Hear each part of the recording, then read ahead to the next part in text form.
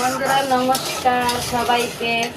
আমরা আজকে রান্না করি, পানি নেই, পানি কষ্ট, কিভাবে রান্না করি দেখো। আজকে কী কী রান্না করি, আজকে রান্না করি পেঁপে আর কাঁঠাল বিচি আর এই যে আলু এই দিয়া এই শাক দিয়ে রান্না করবো। এটা হলো লাউ শাক, এটি দিয়ে রান্না করব।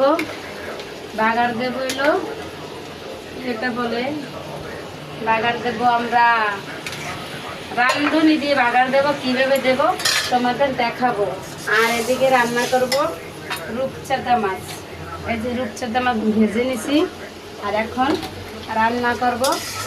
এই যে মশলা কষাইতে আছি, কষাইয়া তারপরে মাছটা রান্না করবো। দেখো এখন মাছ বসাবো জন্য মশলাটা সুন্দর করে কষাইয়ে নিছি, পেঁয়াজ রসুন আদা জিরা সব। এখন এই পানিটা দিয়ে দিচ্ছি, এখন এই পানিটা দিয়েছি। এটা সুন্দর উতরাইয়া জলটা সুন্দর ঘন হয়ে আসবে, তখন রসা রসাটা ভাব হবে, তখন এই মাছ ভাজা আমি দিয়ে দেব রসা ভিতর। এখন আমি তরকারিটা মোটামুটি কিছু সিদ্ধ হয়েছে, এই টাইমটায় আমি এখন লাউ শাকটা দিয়ে দেব। বন্ধুরা এই লাউ শাকটা এইভাবে দিলে হয় কি, সবুজ সবুজ থাকবে, তরকারি দেখতে সুন্দর দেখাবে, শাকটাও কালার ভালো লাগবে। দেখো এখন কালারটা কত সুন্দর।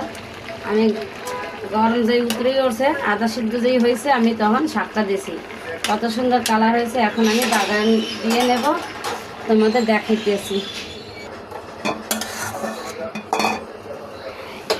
বন্ধুরা এখন তেল দিচ্ছি,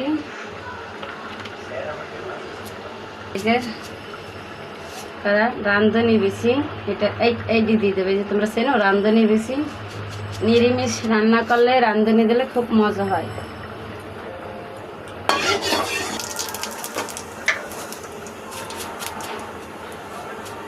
তার সাথে কটা জিরা দিয়ে দেবো।